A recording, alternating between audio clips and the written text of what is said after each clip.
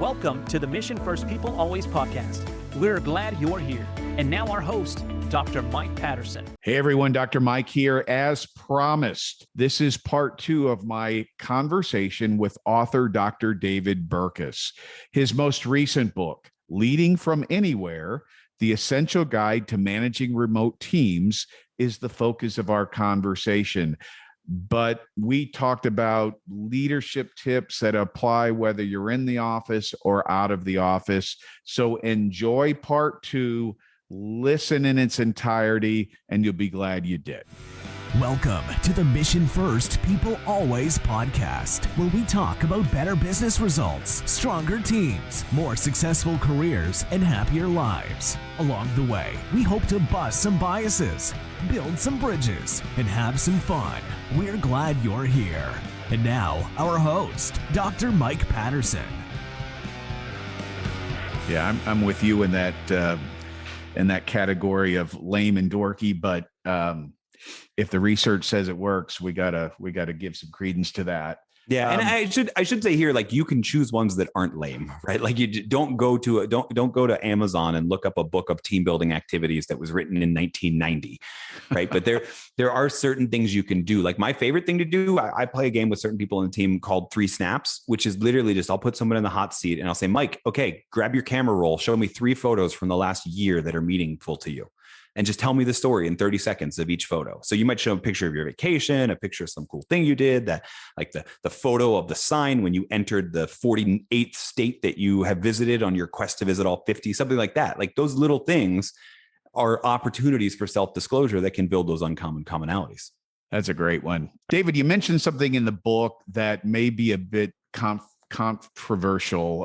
In fact, I actually offered... No, I'm not actually known for anything controversial. Well, in this case, I think we're going to find something here. I offered it up to a class this week that I was teaching and got some pushback. And it's your idea that we can read people's emotions better by just hearing their voice versus hearing their voice, seeing their facial expressions and body language. Now, I may have not represented your rationale for taking that position very well, and I probably didn't. So help me explain that idea better in the future to my students. Yeah. So I'll do this at 2 levels, right? So the first is that the research, and I am blanking on the name of the researcher here. I was on a streak for a while of being able to remember exactly who did the study. But the research here is really interesting. Most of it was conducted comparing in-person conversations to conversations either in a dark room or where people were separated by a divider, et cetera. So we're not talking about virtual cameras on versus camera off. We're talking about the most information-rich form of conversation versus a deliberately restrictive form of conversation. And what we found is that people were better at what's called empathic listening for the emotions behind people's voices. Right. I think some of the explanation for that's offered is sort of our training, right? This idea that you could jump on a video call. I mean, I'm a geriatric millennial, right? I'm in that borderline between millennial and Gen X. So like, we had Skype when we were in college, but it worked so terribly that it was really about voice than video, right? This is a relatively new thing compared to the telephone. So I think most humans, just by training, actually develop more sensitivity to listen for emotions via audio only because they're doing it more often. So I don't know if you went back in time and you replicated this study before the invention of the telephone, if it would do the same finding. But that's where we are right now in this moment. It may change in the future as we get more comfortable with Zoom. But man, for a lot of people, Zoom and Teams and any form of video chat, it was like the first time they used it was March 15th, 2020 for a lot of people. So we're not as skilled at using that tool even. So we have 2 things, right? We have this idea that you listen harder when you're deprived of visual cues. You have to listen harder for the emotions in their voice. And as a result, you catch them more. But then we also add the technology piece, like I was just talking about. And that technology piece is glitchy, right? Not everybody's bandwidth is perfect. Everybody's actually kind of small. Where I come down on this for most leaders is this. I think you should still do your team meetings, cameras on, where you can see everybody. I think it's easier to do conversational turn taking and know who has something they want to say based on little, so facilitation is easier when you have those visual cues. I think you should do your one-on-ones by phone. I think it's easier to do. It's easier to schedule when you're doing your one-on-ones with people. If it doesn't have to be a time where either of you are put your hair in makeup and, wearing something other than pajamas. I think they work better via phone. Even better, by the way, if you could do one or two of them while you're taking a walk around the neighborhood or somewhere, right? Because then you get the benefits of exercise and fresh air and all that sort of stuff. But that's kind of where I come down on it. I think Teams, it still probably works better, cameras on, but individual calls, yeah, try it. I mean, not a lot of us are. It's funny. I say I'm a geriatric millennial. I might be the last age group of people that know that our phones make phone calls. It seems weird to use them for that, but that's what they were originally supposed to do. Yeah, for sure. That listening harder point. I mean, just those two words help that idea make sense for me, because certainly it's easy to get distracted. We're on, Zoom meetings and, we're typing on our keyboards and we've got another screen up. But when we're on the phone having a conversation with someone, you're kind of there with them. Yeah, you should be. And if you want to get really nerdy, it's unconventional, but it applies in other mediums of communication too. So for example, if I printed you out a memo, white paper, black ink, and then I printed out the exact same memo, white paper, slightly gray ink, like maybe 85% to the black of ink, you'll actually comprehend the paper better with the light gray. Forcing you to read it harder, breaking your norm and forcing you to read it harder increases comprehension. So that's the goal, right? Until such time that we've really mastered listening really hardly at what our people are saying during our one-on-ones, why don't we use this simple hack? Interesting. Let's do a lightning round, David, with some pro tips here. I've got 3 that I think will be helpful to folks. One is in the chapter on communicating virtually, you gave us some tips on maintaining or making eye contact in a virtual meeting. What is that tip and why is it important? Yeah, don't actually make eye contact because they're on your screen far removed from your camera. Make camera lens contact wherever that is. Here's the hack that I did that almost everybody could do. At first, I drew a smiley face on a Post-it note and I put it next to my camera. Later, I found, because we were getting ready for a trip, I got the spare passport photo of my wife and I taped it on my computer's lens right where I needed to be looking, just to have a face I enjoyed looking at, but just to have a face to remind me that that's actually where the faces are. If I want to look like I'm actively listening, like I'm intently paying attention to someone, I need to look there, because then it'll look to them as if I'm looking right at them, as opposed to looking at where their eyes are on my giant screen of 20 faces. It's not going to look like that. It's going to look like I'm in my email inbox. Yeah, I love that hack. And to my listeners, that's just an example of, and there's probably 100 examples like that in the book. That's just an example of how David brings, little practical tips to life for us that can, change the way we interact with people and have better meetings. And I love that. Second, lightning round question. How do we onboard new members of the team in a completely remote environment and do it well? I recall when I've been onboarded in new settings, organizations, you get walked around and you shake hands with people and somebody shows you where the lunchroom is and all those things that are historically part of onboarding. We don't do that so much anymore. So how do we do it well now? Yeah, I mean, I'll actually give you a couple tips that aren't in the book because I've learned them over since writing it. But the thing I advocate for in the book is make sure that we prioritize connection over documentation, that we're having a chance to get those human to human connections. There's two things for you here, actually. One, there's a great company run by Bob Glazier called Acceleration Partners. Well, actually, it's not run by him anymore. I think he stepped down as CEO, but he's still one of the partners there. And they are one of the things they do when they onboard, they're a remote first organization. And one of the things they do is you've got all those trainings you have to do. Here's how our system works. Here's how to access your payroll and benefits. And here's how to do this, whatever. They pair you up with people on your team to do that training with them. So you're not learning it from some nameless person in HR who you'll never talk to again after your first or second day. You're learning it from that person who you're going to see on a regular basis, right? So that's one. The other thing I love is ideally you should be, especially for a remote job, you should be involving the team in the hiring decisions much more often. We're going to be collaborating with everyone. So it's much more important that we click with everyone. So if you're doing that, why not do something like One team called it an interview, which is you interviewed everybody there. Why not have everybody take 5 minutes and either send you an email message or jump on the phone with you and just say, hey, I'm so glad you're a part of the team. You mentioned in the interview this, and that really stuck out to me about why I'm excited to be with you. Or you mentioned that you're a fan of this sports team, and I am too. So it's so great to have another, Philadelphia Eagles fan on the team or something like that. Those little sort of touch points that come out of when somebody was interviewing with other members of the team that can create that anchor, that tends to work really, really well. And that's all very doable. I mean, that doesn't cost anything. It's not hard. Every team can do that. So I think that's a great idea. Now let's switch gears to something no one enjoys doing, but sometimes it has to be done. And that's terminating someone in a remote environment, letting someone go. You pleasantly referred to that as inviting someone to join a different team. So how do we end a relationship with an employee that's not working out well? Again, in the past, we would, meet with them face to face. We'd drag along someone from HR or another manager with us. We'd sit across the table and, eyeball to eyeball, tell them, what the reality is. How do we do it that much differently in a remote environment? What do we do? How do we do it well? Yeah, no, I mean, it's pretty similar to be honest with you. And you read all the way to the end because that one was such a depressing thing to write about. I moved it to the appendix just so it was there for people who I had 2 long flights this week. Yeah, so no, that's great. Finish the book. That's great. So yeah, I mean, we want to be frank and upfront. We want to do it in person. I think the interesting thing is as I say in person, we want to do it synchronously, as face to face if possible. I think this is one area where virtual makes it actually easier because I'm very by the book. Maybe this is just my old professorial teaching HR classes training.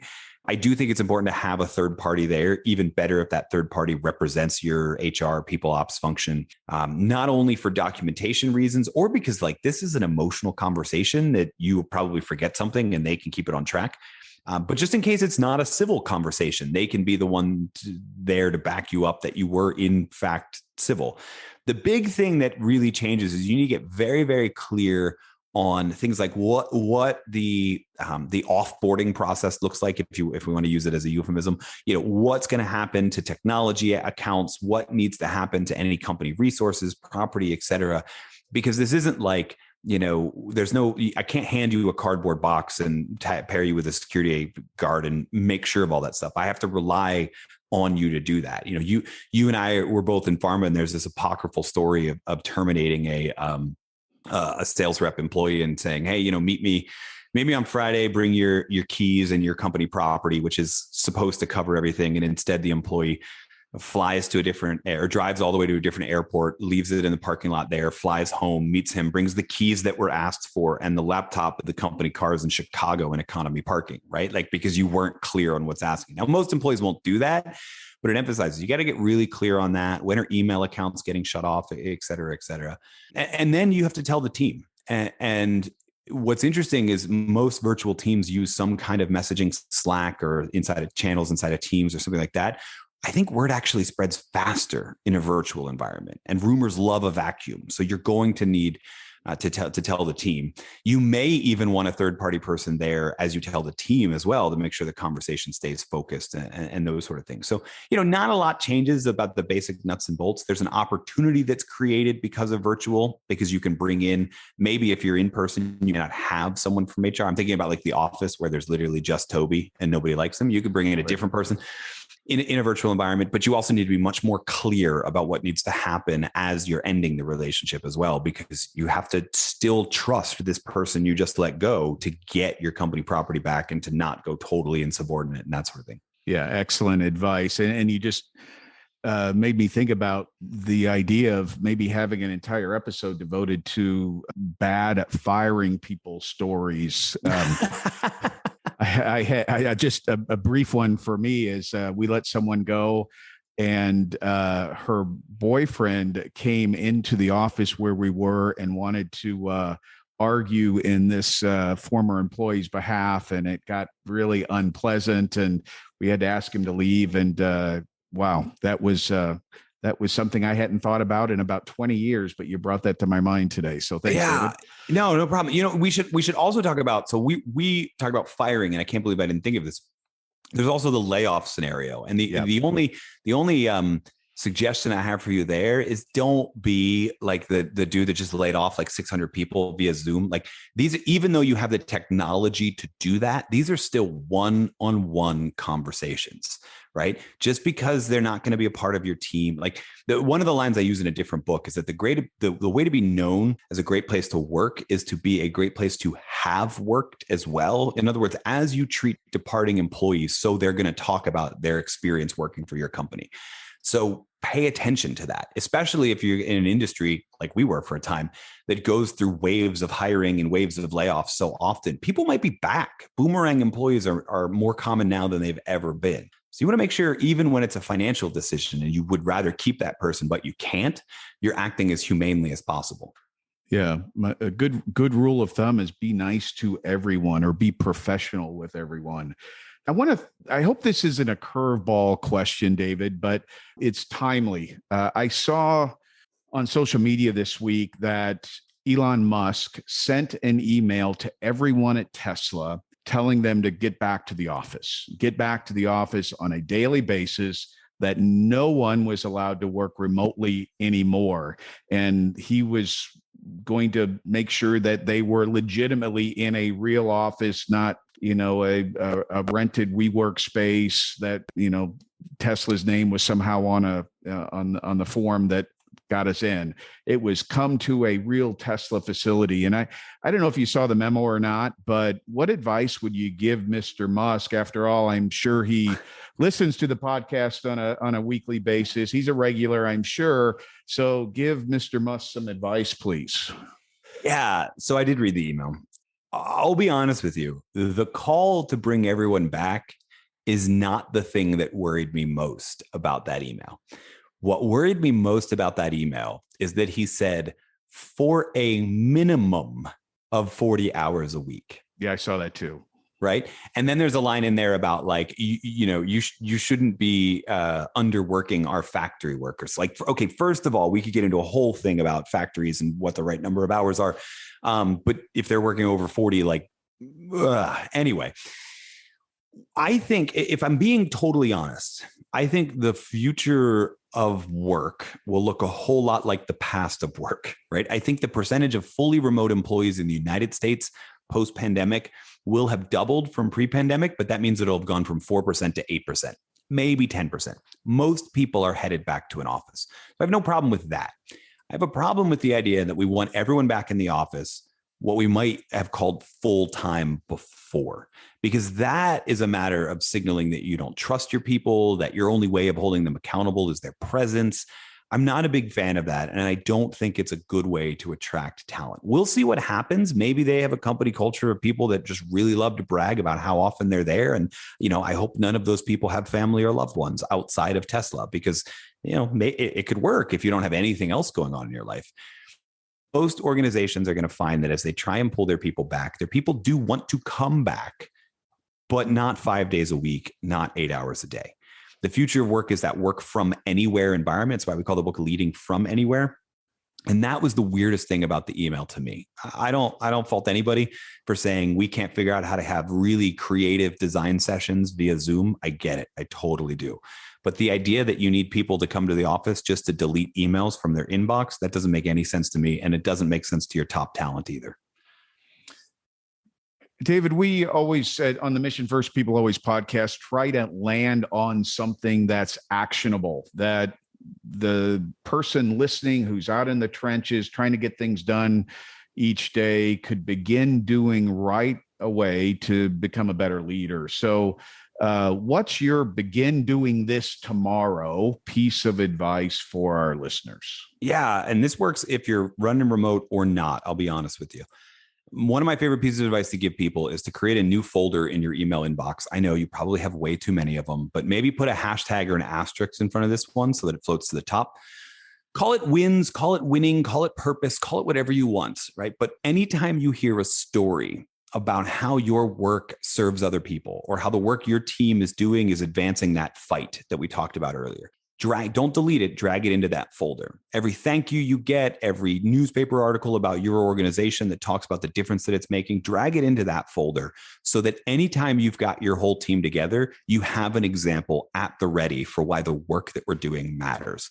More than ever before, people want to do work that matters. They want to work for leaders who can tell them exactly how their work matters.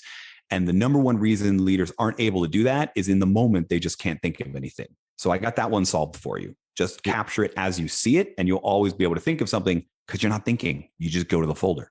I love it. David, how can people get in touch with you to follow your work, to perhaps engage your services? What's the best place for people to find you? Yeah, this is really easy. I was blessed with a really rare last name.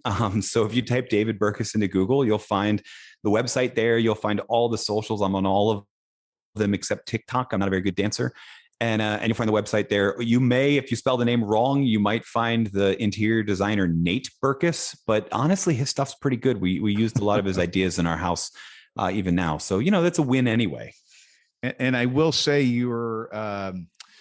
your Instagram post where it's video, you bring a ton of energy. Do you speed those up? I mean, it seems like you talk a lot faster than the normal human being.